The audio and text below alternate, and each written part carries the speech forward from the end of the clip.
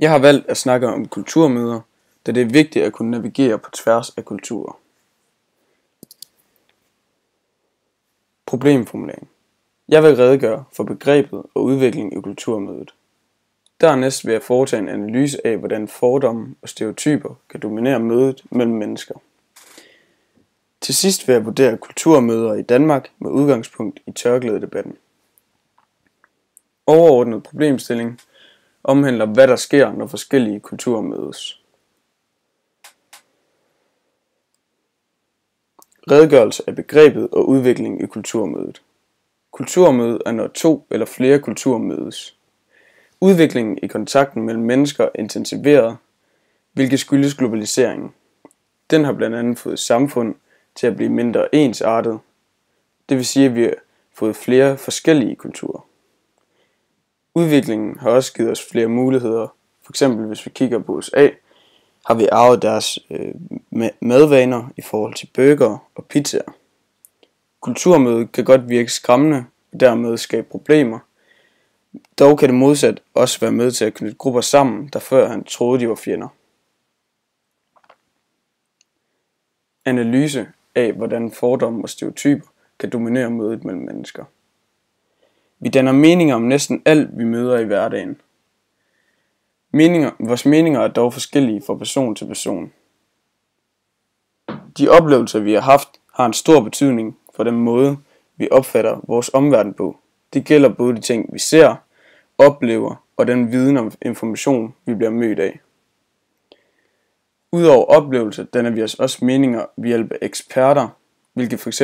kunne være medier, politikere og forskere. Vi opbygger fordomme og stereotyper på grund af manglende overskuelighed og kendskab. En fordom er en fremtidig mening om nogen eller noget. De går ofte ud fra nogle generelle træk, om man er ligeglad med den enkeltes personlighed. For eksempel, hvis vi kigger på en fordom i forhold til blondiner, er det nok ikke den person, man går ud fra, bliver professor i fysik. Men fordomme kan både være positive og negative.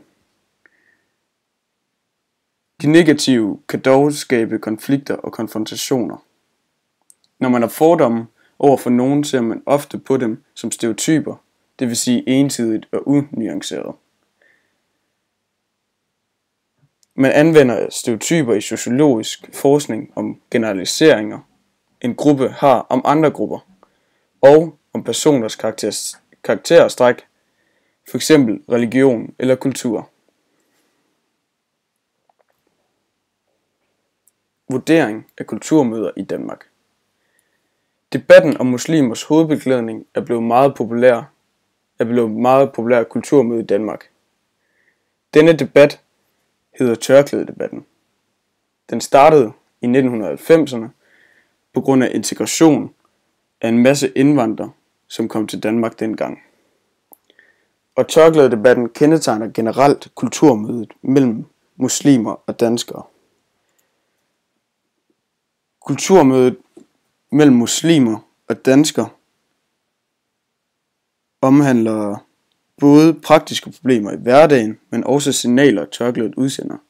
For eksempel opstår der praktiske problemer, når virksomheder har opstået krav om en specifik uniform. Her indgår for eksempel ikke hovedbeklædning og dermed for eksempel en burka. I forhold til signalerne tørklædet udsender, opstod der en stor debat i 2008, der kom op i medierne, som politikere også diskuterede, om dommere måtte bære tørklæde. På grund af et flertal i Folketinget, så blev det vedtaget et forbud mod, at dommere måtte bære nogle religiøse eller politiske symboler i Danmark. Dermed omhandler debatten også om, hvilke signaler tørklædet udsender i forhold til religion. Hvis vi kigger på isbjergmodellen, udgør tørklædet den synlige del af modellen, også kaldet den manifeste kultur. Og herudfra betragtes tørklædedebatten som udtryk for forskellige isbjerge, der dermed støder sammen. Isbjergmodellen er en forenklet version af Hans Gullestrups kulturmodel, hvor teorien bag modellen stammer fra. Metode. Kulturforståelse er et humanistisk og samfundsvidenskabeligt fag. Og derfor har jeg i forbindelse med udvalgelsen af denne her synopsis arbejdet med den hermeneutiske metode. Jeg har arbejdet med den kvalitative tilgang, hvor jeg har fokuseret på faglige tekster, det vil sige artikler og bøger. Jeg har både arbejdet diakront og synkront.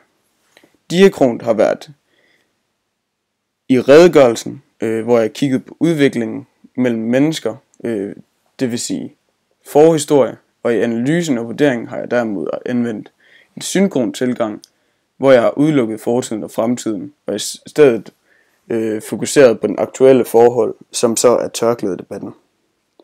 Jeg har arbejdet deduktivt, hvor jeg har øget forståelsen inden for kulturmødet.